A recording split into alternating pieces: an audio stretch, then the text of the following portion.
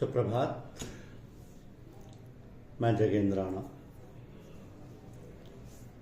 आज आपसे जिस आध्यात्मिक विषय पर चर्चा कर रहे हैं उसका विषय है प्रेम की आध्यात्मिक स्थिति। प्रेम की आध्यात्मिक स्थिति। प्रेम की आध्यात्मिक स्थिति और गुरु को प्रेम करना बड़ा ही संवेदनशील मामला है। इसमें परिपक्वता की जरूरत है। गरिष्ठ भोजन के लिए व्यायाम जरूरी है, नहीं तो अपच व अन्य बीमारियां घेर लेती। बड़ी सावधानी की जरूरत है। साहसिक प्रयत्न व त्याग चाहिए। इस स्थल पर शिष्य की सच्ची मंशा की परीक्षा हो जाती है। एक प्राचीन कहावत है कि सत्य कभी गलत कदम नहीं उठाता है। सतगुरु की पवित्र सोहबत से शिष्य आगे बढ़ता जाता है और उच्चतर आध्यात्मिक स्थितियों का भाग बनता जाता है। उसकी उपस्थिति से अन्य जिज्ञासु का भी फायदा होता है।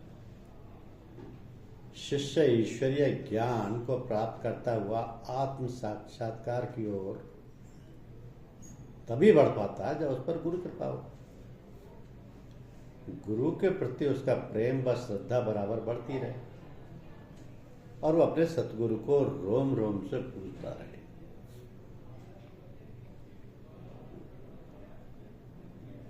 क्योंकि ईश्वर प्रेम के तमाम आध्यात्मिक स्तरों को पार करने के बाद शिष्य में आध्यात्मिक जागरूकता आती है।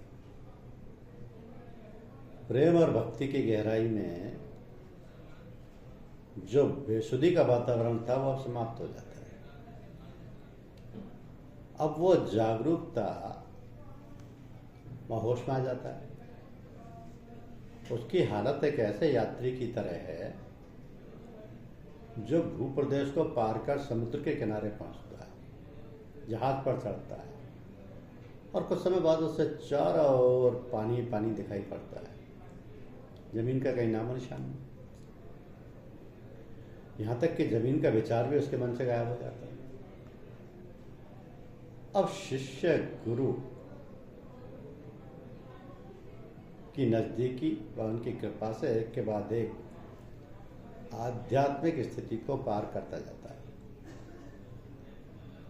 तो शिष्य अपनी जागृत चेतना से होशपूर्वक ईश्वरीय ज्ञान को अपने अंदर जज्ब करता है।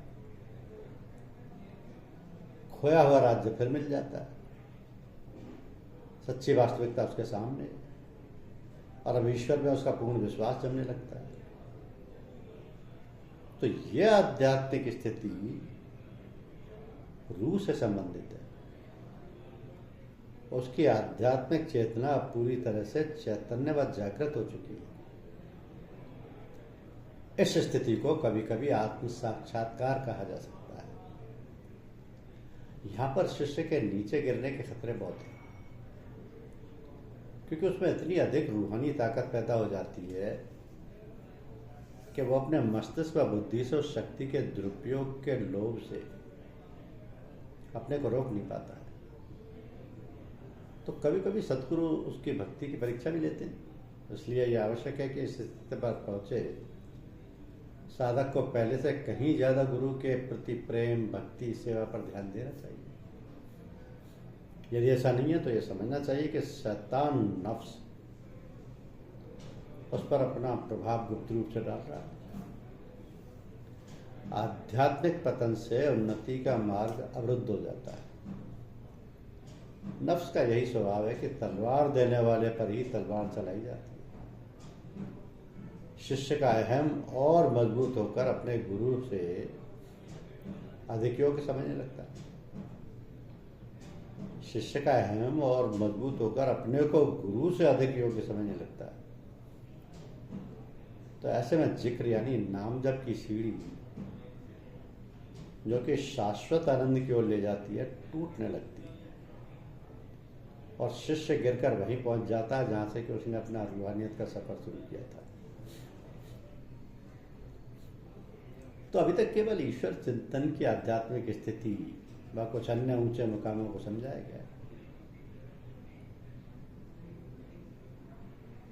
विलायत किबरा यानी ईश्वर प्राप्ति की अवस्था और विलायत उलिया यानी ईश्वर दर्शन को अभी समझाना बाकी है।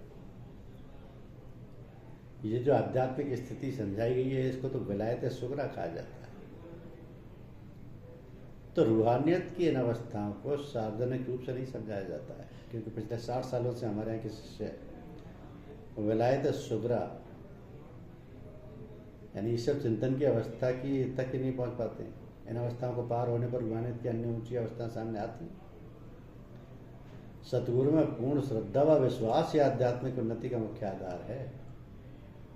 यदि पेड़ की जड़ें ही कमजोर हो तो पेड़ फल नहीं दे सकता। कमजोर नींव पर कई मंजिलें नहीं खड़ी की जा सकती। शिष्य का विश्वास जितना अधिक होगा उतना ही उसकी रुचि गुरु के सत्संग में लगेगी, उतना ही उसमें गुरु प्रेम की अग्नि प्रज्वलित होगी और उसमें आध्यात्मिक गहराई व चमक होगी। तो गुरु के सोहबत पर सत्संग से शिष्य ऊपर बतलाई गई इन आध्यात्मिक अवस्थाओं को जल्दी ही पार कर जाएगा। उसकी उन्नति इतनी आश्चर्यजनक होती है कि वो एक अवस्था में अधिक समय तक नहीं रहता है। इस यात्रा के अंत में शिष्य अपने सतगुरु में पूर्ण रूप से लय हो जाता है।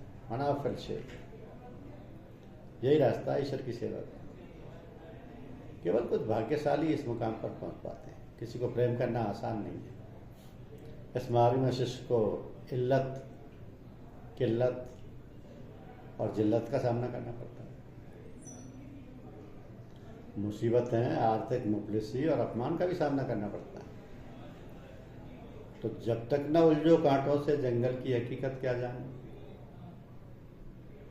भूलकर पांव ना रखना इस राह के बीच।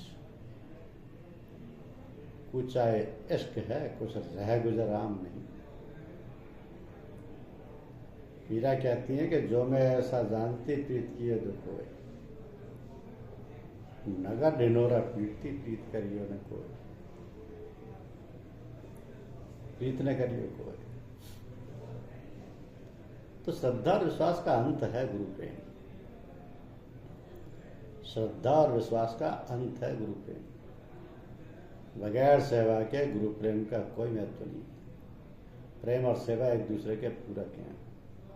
इस मार्ग के ये मुख्य तत्व हैं। बगैर इसके कोई भी ईश्वर के राज्य में प्रवेश करने का अधिकारी नहीं बन सकता। शिष्य के सदगुरु में लय होने से पहले प्राय गुरु उसके विश्वास व आज्ञा पालन का मूल्यांकन करने के लिए व उसे प्रोत्साहित करते हुए उसे थोड़े समय के लिए निम्न स्तर की इजाजत प्रदान करते हैं ताकि वह दूसरों को शिक्षा दे सके। इस प्रकार सदगुरु उसे धीरे धीरे आध्यात्मिक खोज की तरफ आगे बढ़ाता है। ये वैसा ही है जैसा कि स्कूल कॉलेजों में मुलजिम को थोड़े समय के लिए पदोन्नति दी जाती है और फिर काम व लगन का मूल्यांकन करते हुए उसे स्थायी कर दिया जाता है। इतना होते हुए भी यदि शिष्य डामाडोल रहता है तो इसका अर्थ है कि अभी भी रूहानियत पर तरक्की के लिए उसकी नींव कमजोर है। तो जानना आवश्यक है कि बुजुर्गों ने कुछ समय से इस मार्ग की शिक्षा के लिए इजाजत के 3 स्तर रखे। भूतकाल में संतों ने केवल खिलाफत ही रखी। तमाम आध्यात्मिक अवस्था में पूर्ण होने पर शिष्य को उत्तराधिकारी बना दिया जाता था, खलीफा। अन्य जिज्ञासुओं को अपनी उपस्थिति में इन्हीं के माध्यम से शिक्षा दिलाई जाती थी। समय बदल गया। रूहानियत के लिए लोगों में ना तो रुचि है और ना ही सहनशीलता पा सकती। तो सत्य को जानने के लिए उनमें ना कोई इच्छा और ना ही वे इसके लिए प्रयत्न करना चाहते हैं। हर कोई चाहता है कि मार्ग की शिक्षा उनकी इच्छा और सुविधा के अनुसार हो और उन्हें जल्दी ही गुरु पदवी बख्श दी जाए। इन हालातों को देखते हुए बुजुर्गों ने इस मार्ग की शिक्षा के लिए इजाजत के 3 स्तर बना दिए। पहला एक निम्न स्तर है जिसमें कि इजाजत तरीक़त तालीम इसके अंतर्गत शिष्य जिज्ञासुओं को केवल उतनी ही शिक्षा प्रदान करता है जितनी कि सतगुरु ने उसे अधिकार दिया। फिर उच्च स्तर यानी इजाजत वैत, इसमें शिक्षा देने के अतिरिक्त गुरु के आदेश पर इस मार्ग के शिष्य भी बनाने का अधिकार दिया जाता है। और तीसरा उच्चतम स्तर यानी खलीफा, इस स्तर पर शिष्य व सतगुरु के अधिकार में कोई फर्क नहीं होता। उनके द्वारा दी गई शिक्षा या किए गए कार्य इस मार्ग के भाग बन जाते हैं। तो इस मार्ग की शिक्षाओं के अनुसार तमाम रूहानी हालातों का जिक्र करना चाहिए। पहले जज यानी ईश्वर प्रेम की अवस्था, फिर सलूक यानी ईश्वरीय ज्ञान, और फिर उसके बाद पूर्णता यानी तकमील प्राप्त करना चाहिए। तो कामिल बुजुर्ग सतगुरु द्वारा पूर्ण इजाजत याफ्ता शिष्य को इस मार्ग की शिक्षाएं देना चाहिए। स्वार्थ व महम से दूर रहना चाहिए। ईश्वर की दया एवं सतगुरु की कृपा पर गर्व करना अच्छी बात है, लेकिन जब तक सतगुरु बार बार आज्ञा ना दें तब तक वैत नहीं करना चाहिए, क्योंकि निश्चित समय में केवल एक ही सतगुरु होता है। वैत या दीक्षा करने वाला व्यक्ति पूर्ण रूप से समर्थ होना चाहिए।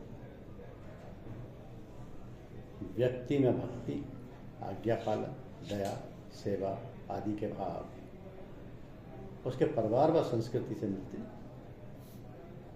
तो बुजुर्ग संतों का यशगान करना हमारा कर्तव्य है। वैत यानी दीक्षा करने का अधिकार उसी को है जिसे बुजुर्ग संतों ने अधिकृत किया और जिसने तमाम रूहानी अवस्थाओं को पार कर पूर्णता यानी तकमील हासिल कर ली। इसके विपरीत कार्य करने वाले को गुरु कृपा नहीं मिलती और उनकी सारी रूहानी दौलत भी नष्ट हो जाती है। और हमें ईश्वर से प्रार्थना करनी चाहिए कि ऐसे तमाम लोग जो हमसे बंधे हैं और जिन पर बुजुर्ग संतों की छाया है, शैतान के लालच व फंदे में ना फंसे और उनका हृदय सदैव ईश्वर भक्तों और बुजुर्गों के प्रेम से भरा रहे। हमारे समाज में स्वार्थ व अहम इस कदर बढ़ गया है कि हर कोई केवल गुरु ही बनना चाहता है, शिष्य नहीं। दूसरे जिज्ञासु के सामने हर व्यक्ति अपने को बुजुर्ग बतलाते हैं। ये अत्यंत महत्वपूर्ण है कि इस मार्ग की शिक्षाओं और निर्देशों को पूरी तरह से समझा जाए। कुछ शिष्य ऐसे होते हैं जिन्हें रूहानियत की ऊंची अवस्थाओं तक पहुंचने में कम मेहनत करनी पड़ती है। कुछ अज्ञानी व्यक्ति इस पर प्रश्न चिन्ह लगाते हैं, परंतु यह सत्य है। ऐसे शिष्यों को ज़्यादा शिक्षा, ट्रेनिंग व निर्देशों की जरूरत नहीं होती है, जो पीढ़ी दर पीढ़ी आध्यात्मिक प्रेम, भक्ति व विश्वास में पल रहे होते हैं। तो ऐसे विशेष शिष्यों को एक खास तरीके से शिक्षा दी जाती है, जिसे वहाबी तरीका है यानी प्रत्यक्ष अनुभव कहा जाता है। जब बुजुर्ग संतों को प्रेरणा मिलती है या परिस्थितियां अनुकूल हों तो शिष्य को एक क्षण में आध्यात्म की सबसे ऊंची चोटी पर बिठा दिया जाता है। ये कार्य केवल प्रथम श्रेणी के संत यानी मुख्तियार बुजुर्ग ही कर सकते हैं। वे अपनी विशेष तवज्जो शिष्य के हृदय पर डालते हैं। यदि शिष्य में गहरी इच्छा, गुरु में पूर्ण विश्वास व श्रद्धा का अभाव है तो ऐसा करना संभव नहीं है। लोग ये सोच सकते हैं कि ऊंची आध्यात्मिक स्थिति तक एक क्षण में कैसे पहुंचाया जा सकता है। यदि पूरी तरीके से समझ लिया जाए तो ये बिल्कुल साफ है। यदि अलग अलग पक्षियों के अंडे एक मुर्गी के नीचे सेने के लिए रखे जाएं तो इन अंडों से अलग अलग किस्म के पक्षी निकलेंगे। बटेर जंगल में उड़ती है, चूजे मिट्टी में खेलते हैं, जबकि बतख पानी में तैरती है। तो इसी प्रकार जिन शिष्यों में जन्मजात आध्यात्मिक लगन, समझ व शिष्टाचार के बीज हैं, वे शीघ्र ही ईश्वर प्रेम रूपी नदी में डूब जाते हैं। यदि ईश्वर ने अवसर दिया और दया दिखाई और बुजुर्गों ने आशीर्वाद दिया तो ऐसे सभी शिष्य रूहानियत की ऊंची मंजिलों को पार कर पूर्णता को पहुंचते हैं। तब वे सारा जीवन बुजुर्गों के चरण चिन्हों पर ही चलते हैं। यदि इस मार्ग की शिक्षाओं को त्याग देंगे तो वो कहीं के नहीं रहेंगे। तो बुजुर्ग संतों ने स्मारक की स्थापना की और हमारा कर्तव्य है कि इस आलिया सिलसिला आलिया पर चलें, क्योंकि यहाँ आध्यात्म की जो अवस्थाएं बताई गई हैं, विलायत सुगरा यानी परमात्मा की याद, विलायत किबरा यानी ईश्वर का साक्षात्कार, और विलायत उलिया यानी ईश्वर दर्शन, तो ये तीनों आध्यात्मिक अवस्थाएं पूजा में आती हैं। पूजा में आती है, इस राह पर चलना जरूरी है, क्योंकि रूहानी अवस्था को हासिल करने की ना तो